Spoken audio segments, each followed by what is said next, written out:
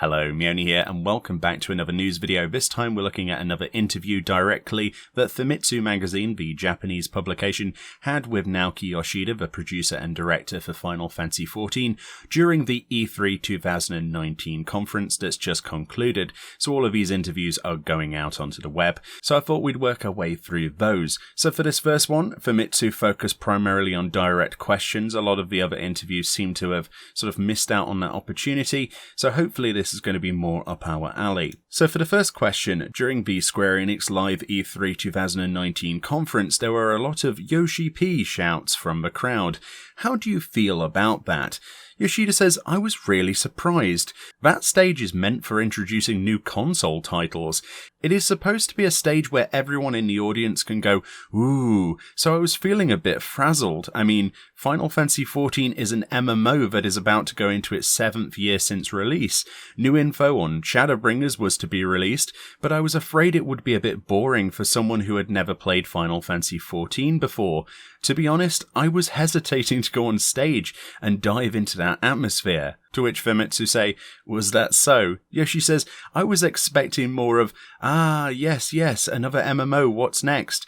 But everyone was really hyped up, which made me really happy. I think people are even more enthusiastic now compared to FanFest. A lot of people approached me, which I assume is because of our growing player base in North America, he laughs. I could feel the hype spreading more and more. Famitsu asks, I personally really like that surroundings now allow for Yoshi P shouts. I'm not paying much attention to that myself. If everyone is enjoying it, I am excited on stage myself. It shows that we are all part of this and working on it together, so I am really grateful. The next question. There were a lot of new titles announced at E3. Which ones are you excited about? Yoshi says, this is something I get asked every year, but I don't have much time to leave the interview room. I was invited to the booth of Cyberpunk 2077, and they told me, you can come whenever it fits your schedule, but I just couldn't find the time. I'm hoping I get another opportunity to take a look at it. Besides, I really wanted to try Call of Duty Modern Warfare, but it seems like I have to content myself with the information on the internet. Our company is releasing Marvel Avengers. I am excited about this one, but haven't had the time to look at it yet. To which Famitsu say the crowd was really hyped up during the announcement of Marvel's Avengers. Yoshi says, my job was already done, so I was enjoying it from backstage, he laughs. You can call Avengers a global phenomenon, so I bet the development team was feeling a lot of pressure. As for Square Enix, I think it was huge that we were able to show the progress we are making on the Final Fantasy VII remake, and that we are able to announce the release date. A lot of people were lining up for it this morning as well. I'm a huge fan of Final Fantasy VII myself, so I am looking forward to the finished game. End quote. I did a video reacting to pretty much all of the E3 that interested me personally, and yeah, 7 was definitely a standout moment. I'm worried a little bit about episodic content, but, you know, that's always going to be a worry, I think. Anyway, the first real question for Famitsu to ask about 14 is, in about 2 weeks the early access for Shadowbringers will start. I assume you are in the final stages of doing adjustments. Please give us an insight. Yoshi says we are done with the adjustments, all of my feedback has been implemented, and I finished the final check before coming to E3 2019. To which Famitsu say, so the game is perfect? Yoshida says, there is no perfect for a game, he laughs. We have done everything we could do for the release date. Now we are just fixing bugs. I checked earlier and we have fixed most of them, so I expect a clean launch as planned. End quote. So there you go, they've fixed most of the bugs at least that they've tested. So hopefully this is going to be a little bit more, fluid, and hopefully they've got rid of some of the obvious bottlenecks that we've had before with the MSQ. So yeah, we'll have to wait and see on that one. Famitsu asks, let me ask about your schedule after the official release on the 2nd of July. After the release of Shadowbringers, I expect there will be a normal difficulty raid and tomes or tokens with a weekly cap. Will those be at the same place as last time? Yoshi says, it will be the same as with the release of Stormblood. We will release those contents after week 2 and week 4. We will go into detail about this during the upcoming Letter from the Producer Live, part 52, which is obviously tomorrow, Friday the 14th, and I myself will have a full digest and summary on the channel for that as well, so I'm pretty hyped for that. Famitsu say, during E3 we were able to fight Titania. Please tell us more about the concept and the mechanics of the fight. Yoshi says, Titania is a huge part of the MSQ, so I can't talk about it too much. Titania is the ruler of the pixies, so a lot of different souls or spirits will follow her into battle. That's the ultimate concept of the fight. The first impression I had when I checked the fight was, is this an ultimate? So we were struggling to find the right difficulty, he laughs. End quote. Famitsu even actually follow up and say, I was checking on some of the challengers here. They seem to have a tough time with the fight. To which Yoshi says, I think we made it rather lenient, he laughs. Probably because you were level 73 during the fight and the skill rotation changed.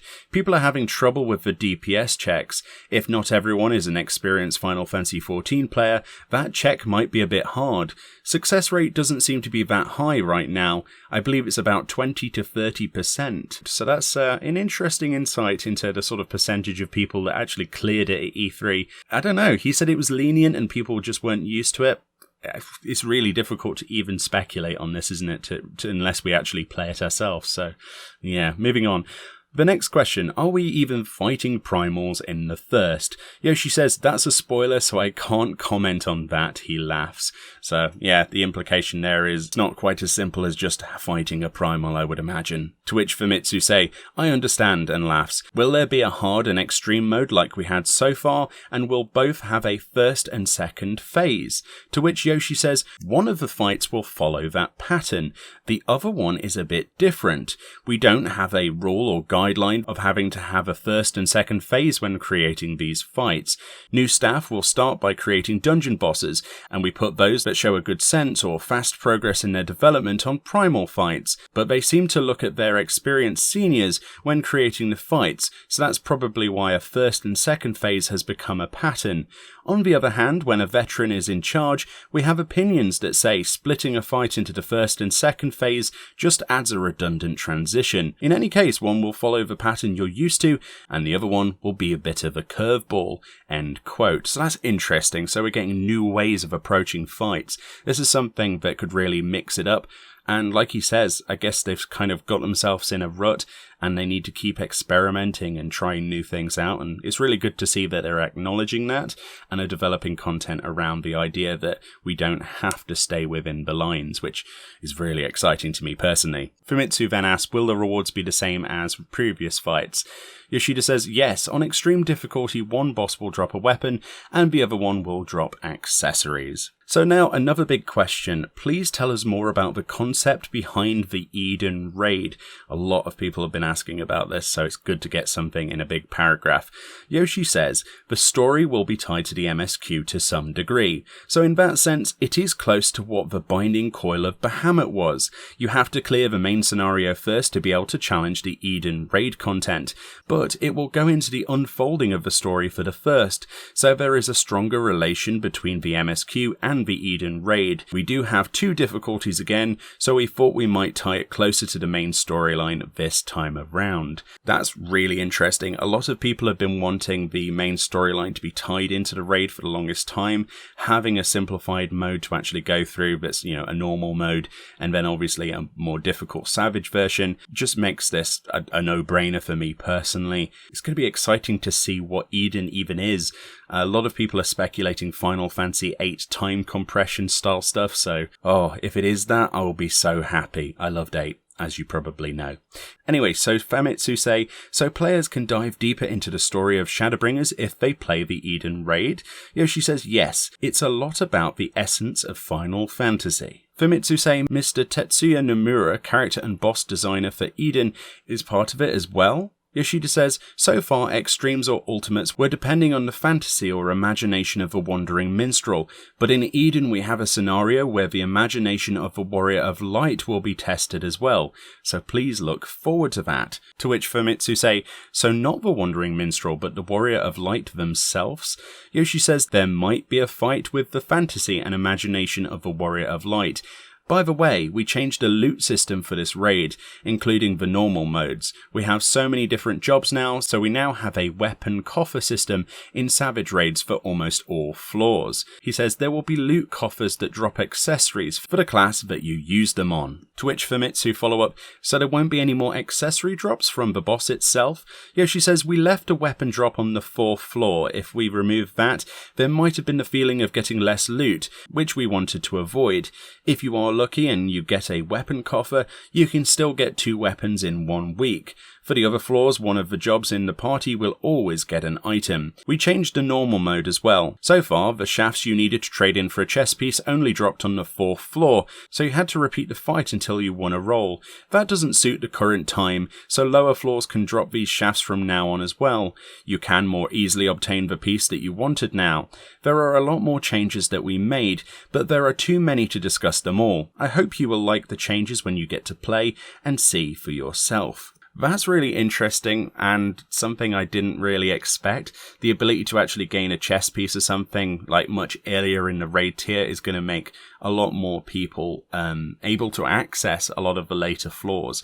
Me personally, it's going to help our static, progress through, the 3rd boss as a gateway to the 4th. By being able to actually get a chest before going to the 4th, which is hopefully the rest of the community agrees with that. Famitsu say the 4th floor of the Savage raid in Stormblood had a 1st and 2nd phase, door fights like X-Def leading into Neo X-Def. How will this be in the next raid? Yoshi says, we changed the system a bit. During 4.x we had 1st and 2nd phases, but this will be different this time. I think it will be faster if you see for yourself than me explaining. There will be players who prefer having 2 phases, so please give us feedback after the next raid tier. We liked having 2 phases, but that made the fights really long, which became a problem. Clearing a fight that takes up to 20 minutes with both phases combined each week was probably very tiring. If everything went smooth, it was okay, but sometimes you got stuck on the 1st phase. To which Famitsu say, yeah, that happened. Yoshi says, sometimes you cleared floors 1 to 3 on day 1, but then got stuck on the 1st phase of the 4th floor and had to start over the next day, starting with the 1st phase again. We think changing this will give a fresh feeling when playing. It's something new this time, so I would be happy if you can give us some feedback on that. So now we're going into much shorter answers and questions in particular. So the first one was, let me dive further into the things I'm curious about, says Famitsu. When will the next Ultimate be released? Yoshi says the first Ultimate will be released in 5.1 and we are already in development. Famitsu say Ultimate Coil of Bahamut and Ultimate felt slightly different in terms of difficulty. How is it looking for the next one? Yoshi says, we aren't there yet, so I can't say. Famitsu then dig, what are you aiming for? Yoshi says, I think it will be closer to Ultimate Coil of Bahamut. Famitsu then speculate, so rather than solving complex mechanics, it will be mechanics that are more difficult to execute. Yoshi says tracing and copying for clearing might be difficult. To which Famitsu say, that means... Yoshi says, if you take AlphaScape Savage 4 or O12S as an example, after getting past Archive All, mechanics were looping and repeating, especially from raiders from overseas. The feedback was, oh well, it's just repeating, and then they felt rather bored. We want to avoid this, so for Savage and most likely for the next Ultimate as well, we try to keep repeating mechanics to a minimum and have waves of mechanics hitting the player. Famitsu say, will that change fight duration? Yoshi says, I can't say much about the duration until we go into the adjusting stage. We do have a rough estimation of the fight time when we start creating fights, of course, but these tend to extend further and further the more we go into detailed adjustments. Transitions and mechanics usually take more time than we originally expected, and if DPS checks, for example, are harder than we planned, adjusting those will make the fight longer as well. In the final stage of adjusting, we push to shorten durations again, but I can't say anything about how it will turn out for the next Ultimate at this point. Anyway, my impressions so far are that it is closer to what Ultimate Coil of Bahamut felt like in terms of difficulty. Famitsu say, is tracing more difficult? Does that mean there will be more random elements? Yoshi says, I think we will put in some random elements as well. End quote. Again, they're messing around with the whole idea of 1st and 2nd phases. They're trying to, build fights based on, less repetition and less prediction, which is really quite interesting. I hope that they don't go the route of being too random, because if they do that too much, I feel that the game could become a little bit more stressful than it already is. I don't know. It's interesting to see what people think of it. And again, we can't really say what we think about it until we get to play it. But yeah, it looks interesting. I'm always up for change personally. So right, we're on to the next stage of questions. Since you are introducing 2 new races, will there be a chance of obtaining a 3 Fantasia? Yoshi says, not at this time. I don't think the collector's edition has one either. The next question, can we choose existing hairstyles for Viera and Hrothgar? Thank you so much for asking this. Yoshida replies, we developed Hrothgar to be a human beast, so face patterns and hairstyles are linked. I told the staff you don't need to implement common hairstyles, and that's what we have for our current design of the Hrothgar. We will be introducing more hairstyles for the Hrothgar, but those will be to strengthen the image or the role-playing of a beast, so those will be only for Hrothgar. Please look at it as a race that is different from the existing ones from the base concept. To which Famitsu say, does that mean there will be new face patterns as well? And Yoshi says, we will probably have to do that, so we are prepared. But I told our team that we will release 5.0 first, so that will come at some time in the future, he laughs.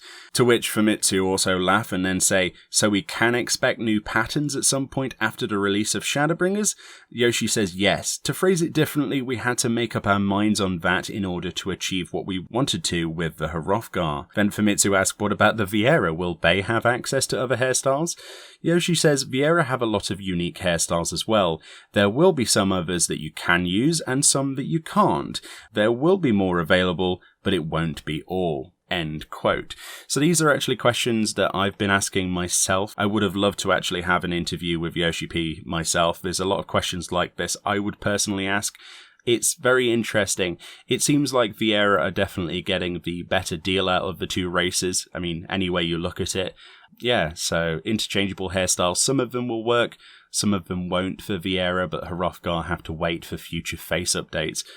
Interesting. I'm sure the community will be quite vocal about that one. So the next question, let me ask about crafters and gatherers next. New skills, changes for current skills, is there anything that you can tell me at this point? Yoshida says, because of some of the Byragot skills, you had to level crafters in a specific order so far. We decided to give those skills to all crafters, so from now on you can start with any crafter of your choosing.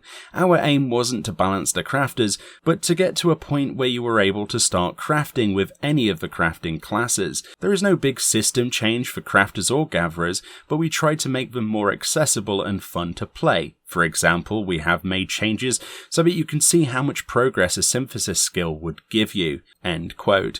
So there you go, we've finally got an answer to a question that no one has asked so far about gatherers and crafters. They've been really in the dark about this. It's interesting to see what they're doing. They're not really changing it too much. I have to wait and see basically what the endgame content's going to be like then. That's something we really need answers to. Next up, the question was the user interface changes, ? Yoshi says a lot. You can keep the current interface or let it show you all the new accessible information. New players probably often got stuck. I have no idea what I'm doing. But now you can look at all of the information and have a smoother experience. It's harder to explain, but I will be showing it during the live letter this weekend. To which Famitsu say, the basics of crafting and gathering remain the same? Yoshi says yes, for crafters using high quality materials will give you a higher starting quality than so far. It will be even easier to HQ crafts now if you use HQ materials. These are small quality of life changes. Famitsu say, will there be new crafted gear for the raid? Yoshi says, yes, that's all you need to know really. Famitsu then asks, do we get better materia than Materia 6? Yoshi says, I can't comment on that, he laughs. When launching Stormblood I said there will be level 6 materia, so there seem to be discussions about 7 now, but I will stay silent on that topic. Famitsu say, understood, and laughs. Main stat materia will lose their effect with the release of Shadowbringers. Are they replaced by a different item? Yoshi says, no. Famitsu say, so will you be able to use them anymore? Yoshi says they will turn it into, quote, materia that was believed to have some effect, end quote. So please just sell them. Players have so much materia that making them exchangeable to different types would create so many different problems and difficulties. We would have to keep in mind that we decided against it.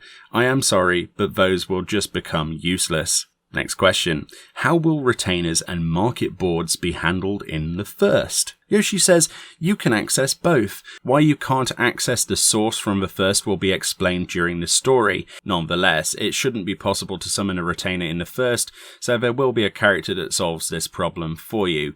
This will be in the story as well. Until you reach a certain point in that story, you won't be able to access retainers in the first, but it's quite early during the story, so you don't have to worry. Famitsu say, so if I still wanted to access retainers, I would have to leave the first to go back to the source? Yoshi says, I don't expect there will be many scenarios where you would want to access a retainer, so you will be fine. Your inventory will most likely not be full, and you can access your retainers at a very early stage of the main story. As long as you keep going in the story for a bit, you won't run into any problems. Oh, by the way, we changed the user interface for retainers as well, and the order for sorting items or checking where you sent your retainers to will look different. Famitsu say, can I summon a different retainer while having another one opened, or will I have to let them return first to get a different retainer as it is right now? Yoshi says that is not possible the way everything interacts with the servers. In order to handle all of the data safe and secure, it is not possible to interchange items between retainers or summon multiple at once.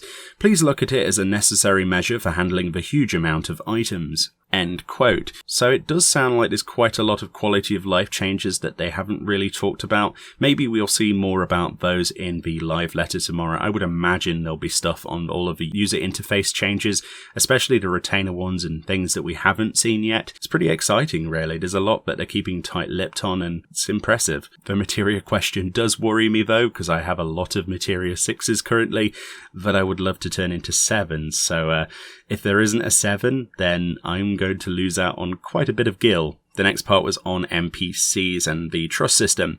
Famitsu asked, the trust system going into dungeons with your NPCs was said to be limited to dungeons related to the MSQ.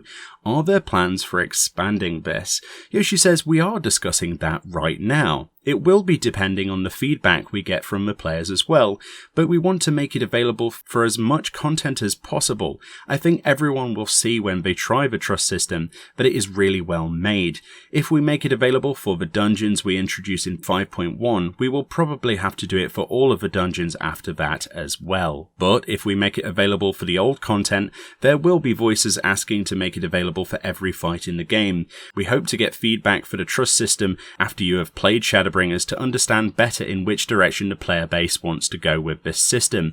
We will decide after that. There is already an estimation of what we would have to do and how much it would cost to expand the trust system. It's not like we aren't prepared.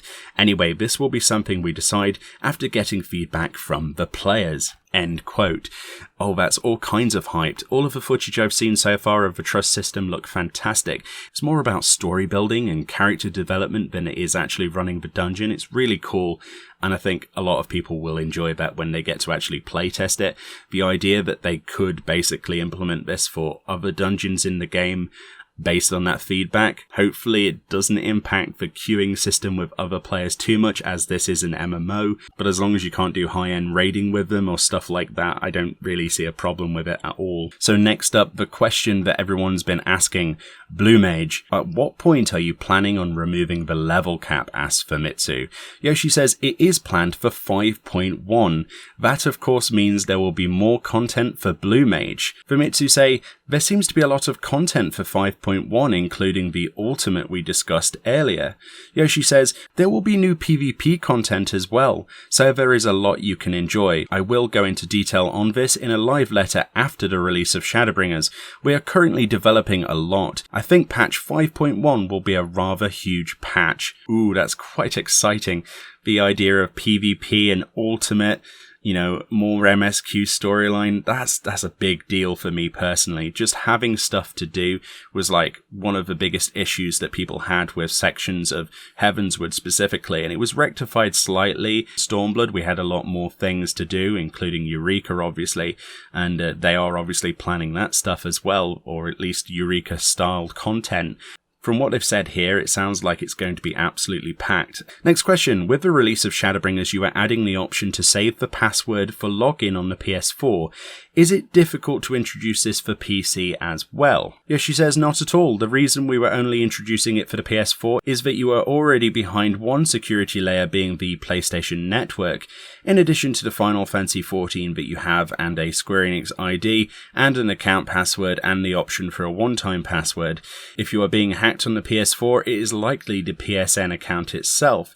So the use of passwords for logging into Final Fantasy XIV seemed a bit pointless. There is the one-time password as well, so we thought it would be better to make the login process easier. You don't have the PSN on PC, so security would be a lot lower if we introduced the feature on PC as well.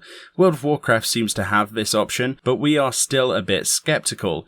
It would lower the security for players on PC a lot, so we don't plan on adding this feature. Famitsu say, are there any plans for future collaborations after the release of Shadowbringers? Yoshi says, it's not like there aren't any plans, but I can't tell you anything right now. We aren't planning crossovers with different titles every season. When a crossover partner is decided, we put a lot of focus on that. I'll tell you more when the time is right, and do a lot of PR, so as many players as possible get a chance to play those events. Famitsu simply say, any words to the players? Yoshi says, I was smirking a lot after the event looking at the reactions players had to the bomb at the end of that trailer. If I am smirking, it means there is gonna be more. Famitsu simply say, there is more.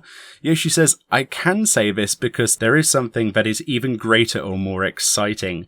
We have about 2 weeks left until the release of Shadowbringers, so please stay excited for the main story and the new jobs. It's kind of a festival that occurs every 2 years, so please do not be too worried about the changes to skills or jobs, and I hope everyone can stay hyped on the positive side. We are making things like the launch trailer to have the hype wave after all. After this, we will be broadcasting the Letter from a Producer Live Part 52 from here, and after I'm back in Japan, we will have an event for the release of the new Father of Light movie.